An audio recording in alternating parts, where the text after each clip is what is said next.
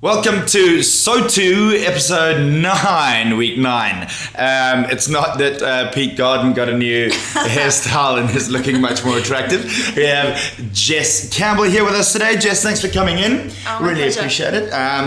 To tell us, Jess is a physio, works with our state rep program, and we'll get to chatting to you and bugging you about a bunch of questions a bit later. Firstly, I'll tell you all about our competition in the last little while. Sounds good. Yeah, exciting for you.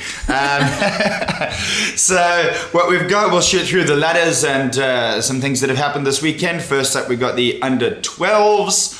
The under 12 ladder there with Brighton running away with it up at the front there with 35 points out of 7 games. So that's maximum from all of their competition there, with old collegians hot on their heels coming along there. So those under 12s from Brighton doing a great job. The under 14s ladder with Brighton on top as well. Slightly tighter there with Burnside and Barossa in the chase with those under 14s. So a bit more competition there in the under 14s it looks like. So that's exciting for those youngsters getting involved there. Up to the under 16s. The under 16s is a great competition. We're having some really good stuff going on with these guys. We've got the Brighton up at the top as well. So Brighton really dominating through our junior competition. Sounds like it. Yeah, they're doing pretty well. Old Collegians right behind them, 4 points behind there, and then just 6 points behind Onkaparinga and Burnside. So those top 4 Pretty teams close. really close at the top there. Yeah. So a lot of excitement there. So if you don't have anything to do Saturday, the under 16 competition is the one to get down and have a look at. And then with the under 18s, Brighton again, maximum points from all 7 games there, and really topping out really well. So they're looking like the side to beat. I did referee them against Onkaparinga, who are in second place there a few weeks ago, and that was a fairly tight game, to be honest. So possibly the table, flattering Brighton a little bit there with a few close wins, but really good competition there with the under 18s, and they're looking really good. Really nice to have 6 full under 18 teams as well, hitting it up there. Yeah. The third grade over this weekend had a good hit out. And top of that grade is old collegians, so college, not Brighton actually. As we go into the seniors, they dominate the juniors, but looks like they're giving somebody else a chance with the senior. Although Brighton in second place there, so 6 points adrift. So that's they're getting there. They're getting there. Old collegians leading the fray there. In the women's ladder. As you can see, the women's ladder is quite a big one. Yeah, that's really good. Yeah, that's all right. Good 8 sides in there. Adelaide Uni topping that one out, thanks to their win over South. So South was just the one loss there to Adelaide Uni. So really good battle at the top there. That's going to be really good to see those two clubs having a crack come finals time and really chasing each other to the finish line, which is really exciting to see. Reserve men's at the top, Old Coles, so in the third and second grade there, looks like Old Coles and Brighton 1 and 2. That's really close though as well though, with 35, 32, 27, 25, those top 4 really tight. So the senior men's competition at the top end, really close and really exciting at the moment, a good chase. And we go to the Cooper's Premier Grade. And we thought the other ones were close. How's this? Look at that. So both teams 1 and 2 on the same amount of points. Yeah, wow. Only separated by their points differential. So Burnside just pipping Brighton there with the points differential. But Old Collegians just 1 point behind and 29. And then the next 2, South and Onkers, on 26, so not much in it. 4 points in it at the top of the table. It'll be really interesting to see what this weekend brings and how that's going to make the table move around a little bit. Some big games coming up, so we'll look forward to that. Cool. So Jess, firstly, thanks for coming in. Thanks for coming for a chat, whatever have you.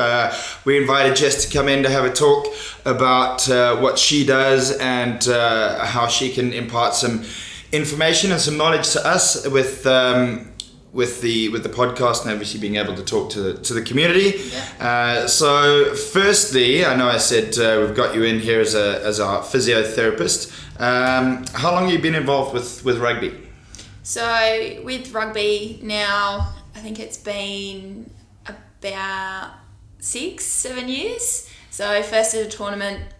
It was my first year of uni. So I came away with the Rugby SA under 13s to under 18s up in the Gold Coast. To 13s. As a trainer. Really interesting, yeah. Yes, it was. So we had 100 kids and I was the only trainer, and then we were lucky enough to have a doctor as well, which kind of helped me out. Cool, yeah. So first year uni, didn't really have a whole idea of what I was doing, but just did whatever I could.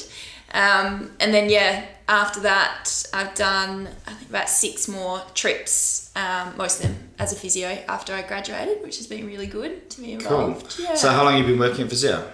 As a physio now, it's been 2.5 years. Oh, cool. Yeah. Awesome. And Since with Physio Fit? Yes, Physio Fit Cool. the whole time. Whereabouts Physio Fit? So I work at both our clinics. We've got one clinic up in Modbury, and then the other one that I've most recently started working in since earlier this year is Findon as well, which has been really good to get over that western side of the city rather than just up at Modbury. Cool. Awesome. Now, Jess, you do some work with our academy kids, Yes. and obviously with our state rep teams. But I wanted to just touch on the academy stuff. We're doing some screenings with those guys at the moment around.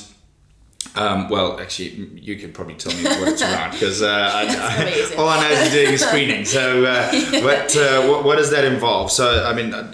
I know the idea, what we wanted behind it was to get an idea of our athlete. Yeah. So, well, you tell me what it is, and then we can chat a bit more about that. Sure, yeah. So we're doing screenings for all the academy kids, looking at muscle strength, so looking at lower limb strength and shoulder strength as well, and core strength, looking at differences between sides and how at risk each individual might be of injury or any deficits they might have, and then looking through at joint stability and mobility as well. Cool. So how does that benefit that athlete then moving forward? So you're looking at finding deficits and inconsistencies between the left side and the right side. Yeah. How does that benefit our athlete then moving forward? So pretty much for any muscle between each side of the body, your left and right, you're looking at what's normal is a max of 10% difference. So we're looking at anybody that has a bigger difference than 10%, to then know that that person is at risk, and that's something that they can then work on in their strength program, which is really helpful looking at that. And then looking at past injuries too. Have they got their strength back from that past injury, and are they now at a stage where they're not at risk of re-injuring? Awesome. So now that's really interesting and really topical at the moment from a Wallabies perspective. So obviously that has to do with injury prevention and then obviously recovery from helping with re-injuring and whatnot. One of the questions we had come in, and we'll get to the rest of them in a second, but one of the questions that came in was had to do with David Pocock and about whether or not he's going to be ready for the World Cup. Now, how much do you know about David Pocock and his injuries? So I did have a bit of a heads up, so I did a little bit of research beforehand to look into that. So from what I know, he injured himself back in January at pre-season camp, tore his calf, did some rehab, but sounds like he probably went back that little bit earlier than he should have, which isn't unfamiliar. Never happens. Never happens. He never rushes back to play. Yeah. So it sounded like he had quite a high grade calf tear that do generally take at least 3 months of rehab before you go back to sport. So I think he probably went back that bit too early, played, I think it was 3 games to the Brumbies, and now is still not 100%, is struggling. So they've said, right, let's rest it and then hopefully be back for September. So these tears generally take 3 months to recover, and he's had more than that by now, but has kept But reactivating because he's it. been playing on it and doing Probably hasn't right. helped. Fair enough. Yeah, so that's a couple months away now. So I'd expect, as long as he's going through all the proper rehab, loading it gradually, that he should be okay for September. And he's obviously got a lot of support and a really great team. Awesome. Yeah, around and him, you know, so- and good luck to him. Pocock, massive Yeah. force in Wallabies rugby. So we really hope. David, that you do recover well, because we need you come World Cup time, and we really hope that comes about. But just talking about that, so having good testing and proper screening on that would make a big difference, wouldn't it? So Definitely. players that we've got in our environment, if Yeah. they're doing initial screening before season or in the off season or whenever, to be able to have that, their body in balance, or whatever it is, is going to make quite a big difference to injury, isn't it? Yeah, it does make a huge difference, because most people aren't aware either. They might think that they are strong in an area, and you test them and then show them, and they're quite surprised. So yeah, it can make a really big difference. Rugby player, I mean, not that rugby players have egos at all. No, you tell them nicely. Nobody thinks that they're stronger than they are in our community. Not as strong at all. as they could be. No, never. That's the way. Cool. Before we get to we'll get to that in a little bit. Let's go through. We've got some questions. So we went through hashtag Ask Rusa. We're going to put a little thing here at the bottom for us. So we're going to ask Rusa. There it is. There we get the thing. I can see it. She's not going to do it. All right. So Ask Rusa. Obviously we let you know that Jess was coming in. So we got some questions for you. Just went through the Pocock one. So that's all good. Beautiful. Then we've got a question from Anonymous. Important that you do understand that when you put the questions through, that your name comes up with your Instagram handle, but that's all right. I won't give him away. He said anonymous, so we won't pick on him.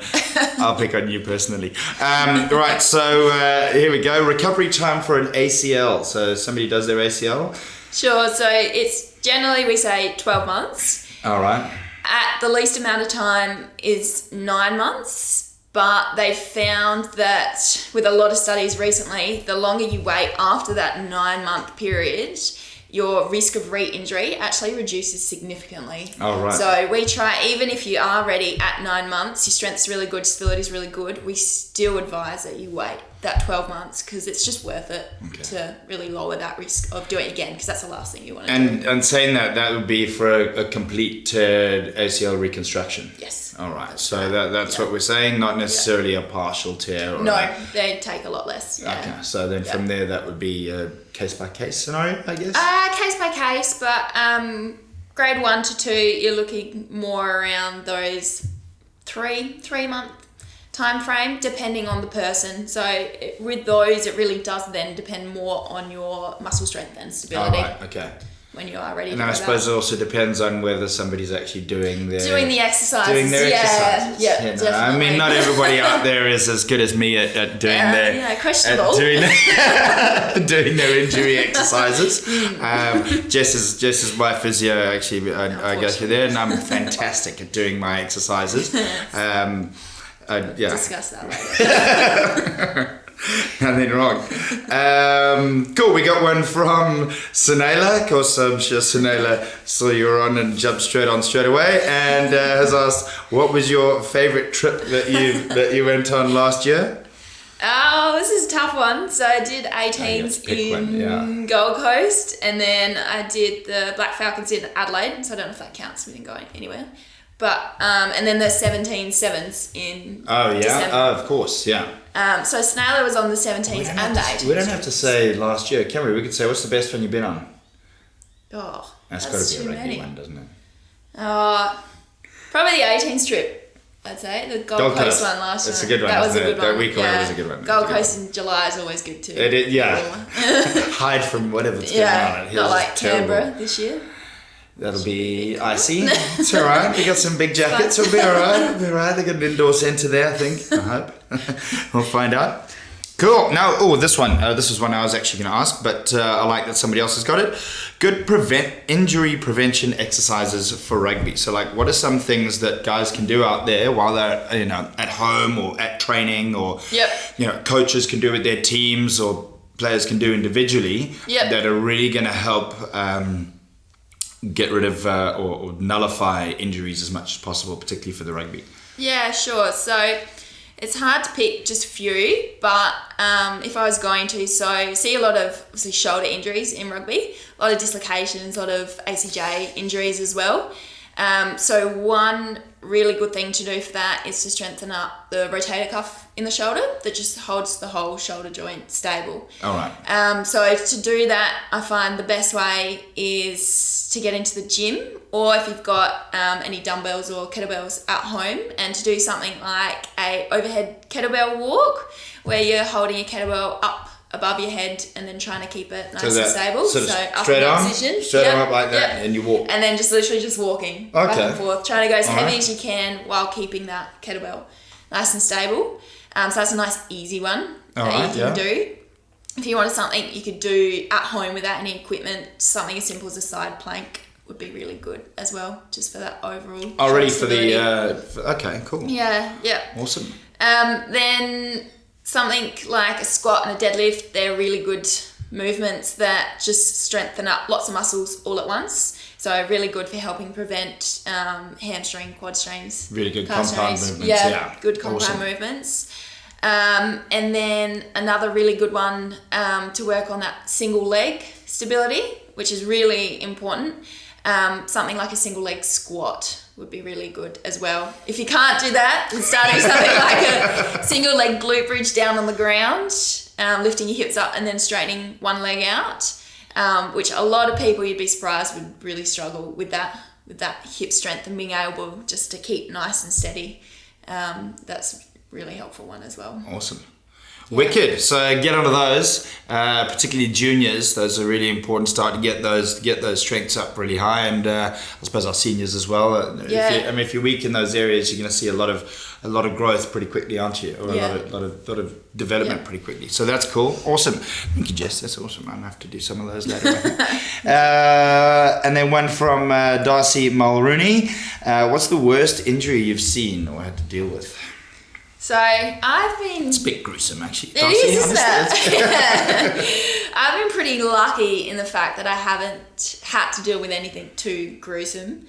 A couple of the worst would probably be concussions. Like there was one game, I'm not sure if you remember, in Gold Coast last year, where we had, I think it was about 4 concussions in one game. So trying to deal with 4 boys who all have concussions all at once is interesting. Another one I've seen at hockey was 2 boys.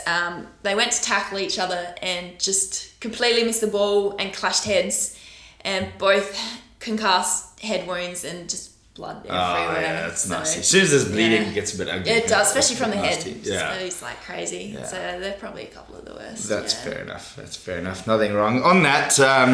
On those injuries, we had a referee this week actually. So our hashtag. Well, we have lots of referees every week. We didn't. No, we didn't actually. Last week we didn't have a lot of referees. It was a bit of an issue.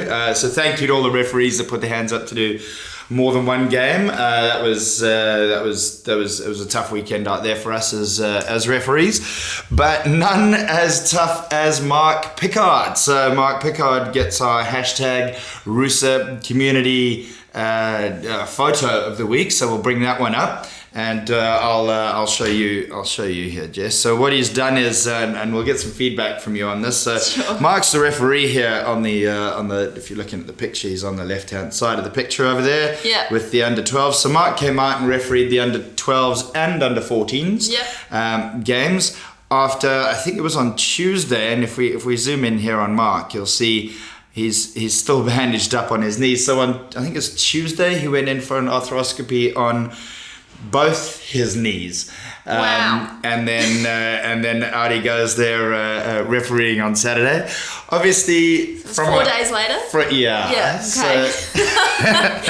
So from a physio perspective, probably Wouldn't advise that. Probably not what we're looking at to tell Mark. Although I don't think anybody can tell Mark Pickard what to do ever. That's quite impressive. But yeah, his son plays in the under 12, so he wanted to ref that game, and then that we didn't have anyone for the 14s, so put his hand up for that one as well. And I mean, if you zoom in there, you probably don't want to zoom in there. I think it's still there's still some oozing and stuff coming out of there. So no doubt, 4 days later.